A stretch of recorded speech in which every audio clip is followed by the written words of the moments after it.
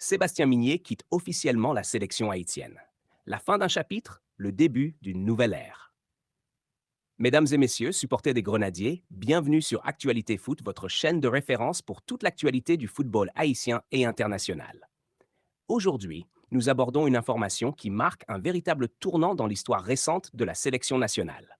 C'est désormais officiel. Sébastien Migné quitte son poste de sélectionneur d'Haïti. Une annonce qui provoque déjà d'innombrables réactions à travers le pays, dans la diaspora et partout où le drapeau haïtien flotte avec fierté. Mais cette décision soulève énormément de questions. Pourquoi quitte-t-il la sélection maintenant? Était-ce son choix ou celui de la fédération? Son bilan est-il réellement négatif ou mérite-t-il davantage de reconnaissance? Qui pourrait lui succéder? Et surtout, quel avenir attend désormais les Grenadiers? Nous allons analyser tous ces éléments en profondeur. Mais avant de commencer, prenez quelques secondes pour soutenir notre travail.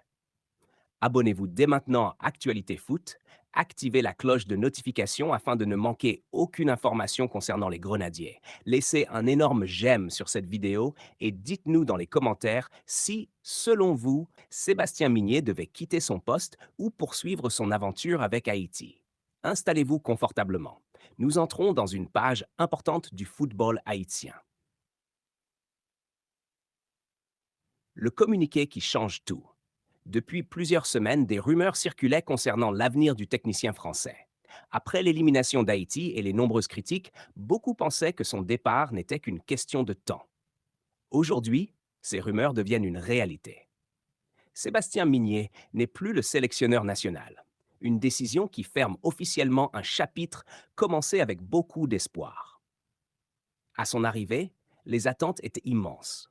Les supporters rêvaient de voir Haïti retrouver les sommets de la CONCACAF et devenir une sélection capable de rivaliser régulièrement avec les meilleures nations de la région.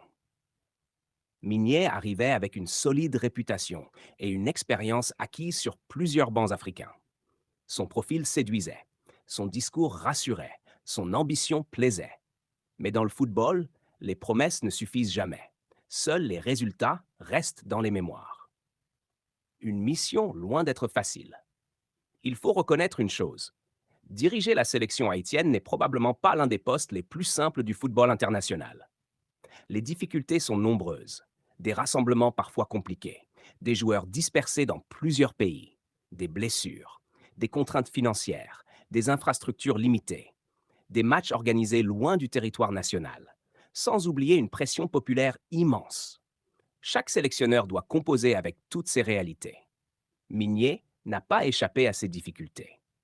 Malgré cela, il a tenté d'imposer sa philosophie. Il voulait une équipe disciplinée, organisée et capable de construire le jeu depuis l'arrière. Ce qu'il a apporté. Durant son mandat, plusieurs jeunes joueurs ont obtenu leur chance. L'équipe a essayé de développer un football plus moderne. Certains automatismes ont commencé à apparaître. Le groupe semblait plus structuré qu'auparavant. Des talents comme Franz Di Piero, Dickens Nazon, Martin Expérience, Lenny Joseph, Johnny Placide, Josué Duverger et plusieurs autres ont continué à représenter fièrement le pays. L'objectif était clair, construire une équipe capable de durer plusieurs années. Même si tout n'a pas fonctionné, certaines bases ont été posées. Le Mondial 2026, le tournant décisif. La Coupe du Monde représentait l'occasion idéale pour faire taire toutes les critiques. Malheureusement, la compétition ne s'est pas déroulée comme espéré. Les Grenadiers ont montré du courage. Ils ont parfois produit de belles séquences. Mais au plus haut niveau, chaque erreur se paie immédiatement. Les résultats n'ont pas suivi. Les critiques se sont multipliées. Les choix tactiques ont été remis en question. Les compositions d'équipe également. Beaucoup de supporters ont estimé que certains joueurs auraient dû bénéficier de davantage de temps de jeu. D'autres ont reproché un manque d'audace offensive. Après cette compétition, la pression est devenue énorme. Les critiques contre Migné. Les réseaux sociaux se sont enflammés. Les émissions sportives débattaient quotidiennement de son avenir. Une partie des supporters estimait que le projet n'avançait plus. Certains parlaient d'un manque d'identité, d'autres d'un manque d'efficacité offensive. Chaque défaite alimentait un peu plus les critiques. Dans une sélection nationale, Les résultats dictent souvent le destin d'un entraîneur. Stache était-il réellement responsable? La question mérite d'être posée. Peut-on attribuer toutes les difficultés au seul entraîneur? Probablement pas. Le football est un sport collectif. Les dirigeants, les joueurs, l'organisation, la préparation, les blessures, le calendrier, tous ces éléments influencent les résultats. Un sélectionneur ne peut pas tout contrôler. Il serait donc injuste de lui faire porter seul la responsabilité de chaque échec. Ce que les supporters retiendront. Certains garderont le souvenir d'un entraîneur sérieux. D'autres penseront qu'il n'a pas réussi à exploiter pleinement le potentiel de cette génération. Les avis resteront partagés. Mais une chose est certaine, il aura marqué une période importante du football haïtien. Son nom restera associé à une étape de transition. Quel profil pour le prochain sélectionneur? Le chantier est immense. Le futur entraîneur devra rassembler le groupe, redonner confiance, construire une identité de jeu, préparer les prochaines compétitions régionales et internationales. Il devra également travailler avec les jeunes talents qui arrivent progressivement en sélection. La fédération devra effectuer un choix stratégique. Un mauvais choix pourrait faire perdre plusieurs années. Un bon choix pourrait ouvrir une nouvelle période de succès. Les défis du futur Haïti possèdent de nombreux joueurs talentueux, évoluant en Europe, en Amérique du Nord et dans les Caraïbes. Le défi sera de créer un collectif solide. Le football moderne ne repose plus uniquement sur les individualités. Les grandes équipes gagnent grâce à leur organisation.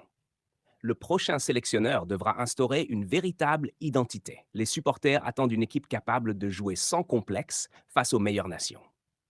Conclusion. Le départ de Sébastien Migné marque incontestablement la fin d'un chapitre.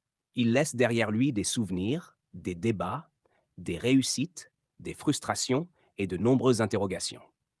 Aujourd'hui, une nouvelle aventure commence pour les Grenadiers. Les prochains mois seront décisifs. Le choix du nouveau sélectionneur influencera certainement l'avenir du football haïtien pendant plusieurs années. Une chose reste néanmoins certaine.